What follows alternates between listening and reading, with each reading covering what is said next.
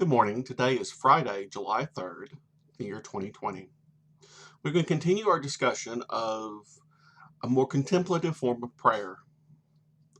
Last time we looked at silence and stillness as qualities that we want to cultivate in our practice of prayer.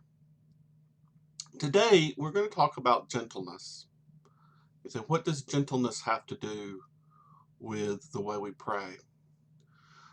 What we find is that there is a subtext to our prayers, that the course of our life manifests in our prayers. That, in other words, we do in some ways pray without ceasing in our attitudes. And if we're willing to make a commitment to living a godly sort of life, we will find our prayer life deepening. And so today we want to talk about the practice of gentleness. There are several things you can do to cultivate gentleness. One of them is, and a large part of being gentle is being thankful. When we are thankful for things, we see the value in others and in the world around us. It's often difficult in the face of all the things that might be going wrong in the world or in our life, certainly right now in this stressful time, to find things to be thankful for. And to not do it in a glib way. Oh, well, I'm thankful for my health. But to do it in a real, meaningful way. And to be thankful for things that, well, for everything. A lot of times we think, oh, well, that's a trivial or a simple thing to be thankful for. We need to be thankful for profound things. No, just be thankful. One way to encourage a sense of thankfulness is to keep a thankfulness journal. I have done this before. I am not doing it right now, but I have done it at times in my life. And what you do is get just a little notebook, one of those little tiny ones, something that you can keep in your pocket, in your purse, and every day write down 3 things that you are thankful for. Don't overthink it. I am thankful that the girls were quiet when I got up this morning. Just something simple. And if you will do that for a whole year, you will find that you have a much more profound sense of thankfulness. It also helps occasionally to go back and look at the things you're thankful for. On a day when you don't feel like writing anything, go back and look. Look at the things you have in the past. Another concept of cultivating gentleness is gentle living. Well, what does that mean? It means doing things gently, treating everything as if it has a holiness to it. Being careful about the way you pick things up and put things down, about the way you open and close doors, the way you cook dinner, the way you vacuum, the way you move. And I know it seems simple or it seems odd, but we're talking about developing an attitude developing a deeper prayer life and deeper culture for that in ourselves. And one of the ways we achieve our goals is by being deliberate in everything we do, by being careful. And so thinking about the way you act and being gentle, not just to other people, but to everything around you, will help us achieve that goal.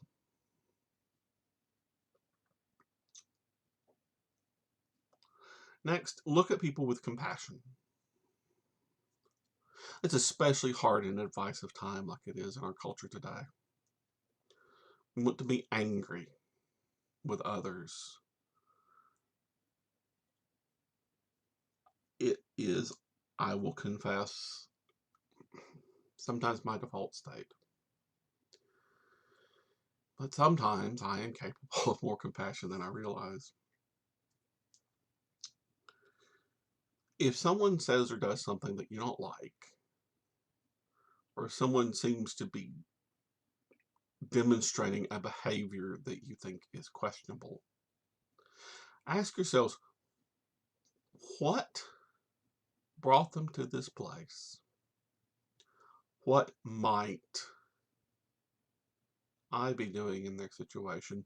What might have brought me to that situation? And even if we can't understand it, acknowledge that oftentimes they speak out of pain or frustration, and that while we do not understand the pain and frustration of this moment, we do understand pain and frustration, and to react appropriately as we would want those other people to react to us when we are in pain or frustrated.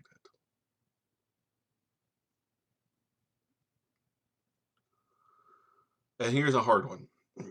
Cultivate healthy living practices. Um, Exercise, eating right. I think that we've had enough, but part of that is when we are healthy and comfortable in our own body, we are capable of more gentleness to others.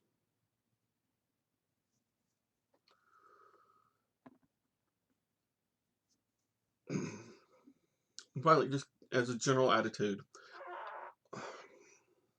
look for and encourage beauty in your life.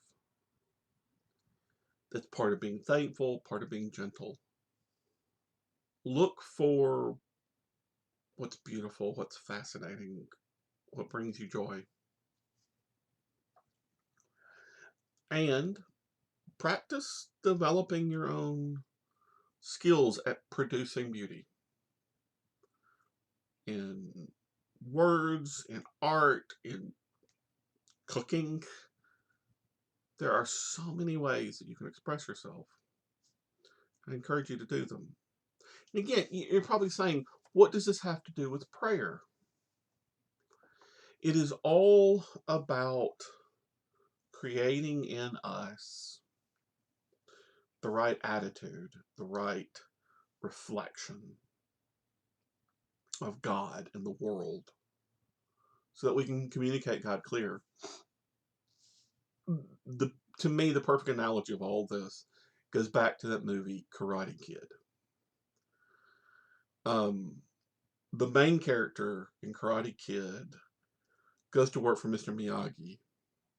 He will do chores, and Mr. Miyagi will teach him karate. But he doesn't understand.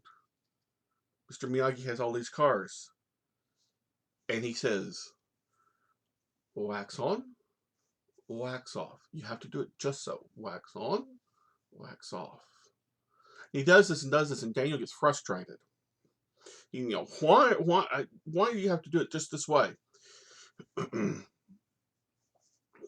And then he says, show me, wax on, wax off. And so he goes, wax on, wax off. And he realized those are blocks in karate. We don't always understand the connection necessarily to what we're learning, to our goal. And this may be something you're just going to have to trust me on. That by cultivating these attitudes, we deepen our prayer life and our connection to God. Now, I know I've already given you some practical things like the Thanksgiving journal, but here we want to talk more about, specifically prayer. And when we talk about these prayer things, you're incorporating them with other practices that we've already talked about. You're incorporating them with things that you've already found that work in your life. And you're finding the combination that works best for you. What I'm asking for most of you is be willing to experiment with your prayer life. And some of these are going to take an extended experiment, a month, more. But do it in a way that you can tell for sure whether something is beneficial or not. All right, so a couple of suggestions. Make an appointment to pray. Literally say every day at this time for this long, I'm going to pray. Set a timer. Make it an appointment just like you would make an appointment for everything else. It will create a discipline in you, and it will also help you to have a set time that you keep as holy. Try to control the atmosphere of that prayer time. Protestants are not particularly good about the trappings of prayer. A Catholic might say, put your favorite icon out, light some incense, get your favorite rosary. I'm not going to go quite that far, although you find those things useful, do them. But rather, choose an environment. Now, here is something that I will borrow. And this may seem odd, but this is a practice that might help you, and I have known it to help other people. Get a rug or a mat. A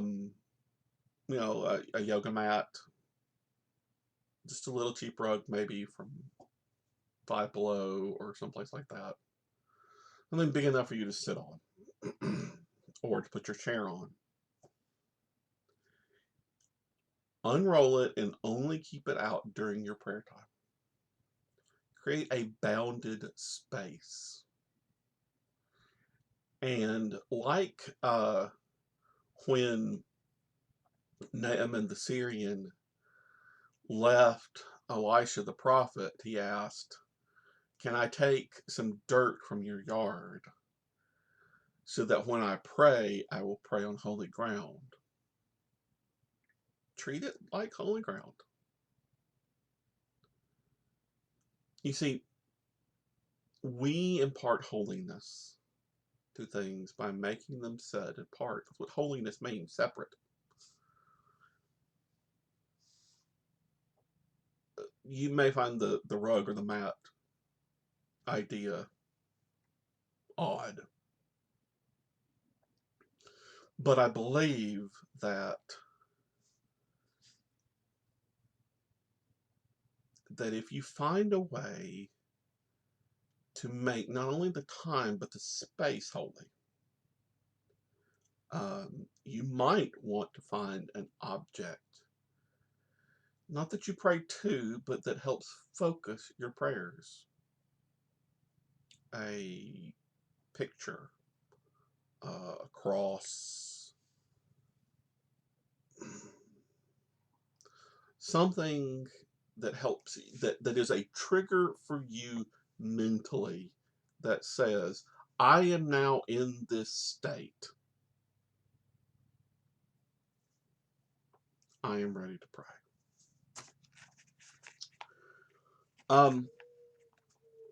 When you pray, talk to God like you're talking to a friend.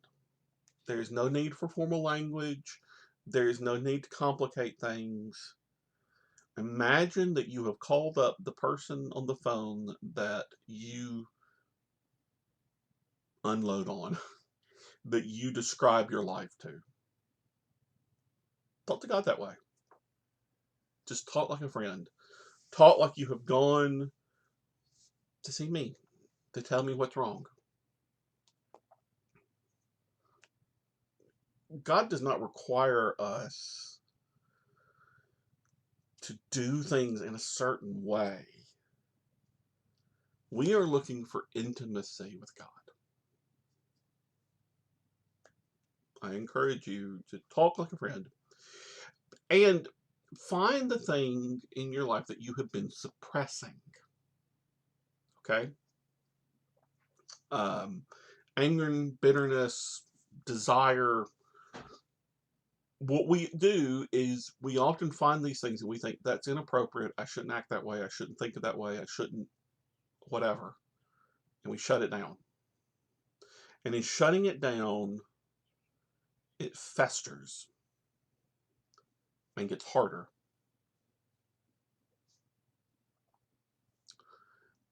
Some people would say, confess this to God.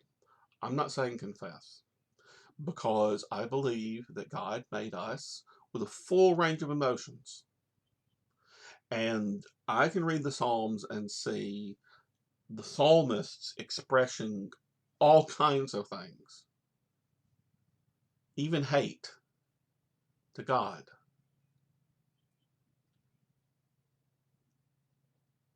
That's what I want you to do. Remember, this is your best friend. Talk to them like you're your best friend. Talk to him like he is your best friend. Describe everything going on in your life. Just talk about the deep things, about the hidden things, about the things you may not want to acknowledge. All there, all good. Finally, this this is something that you might find useful. This is not a technique that I use, but I have known a lot of people who did, and it was very useful for them. Maybe try writing all this out. Keep a prayer journal. And if you're the kind of person who is used to writing letters or keeping a diary, try a prayer journal. Get a book that is only for that. And if you have trouble saying it, write it. Say, Dear Jesus, today I had a bad day. I had a fight with my sister. I am really mad that she does whatever. Just write it out. And again, keeping this might help you on days to go back and reflect at what's happening. I hope these suggestions are useful for you. We're going to continue to talk about this for some time now. If you are practicing, trying some of these, I would love to hear how it's going for you, what you think. I am working on some of these aspects myself, trying to remind myself of basics. beginning things, because I find the world a hard place to live in right now. And I know that it is only through a deep, abiding connection with God that many of us can get through. Until next time, God bless you.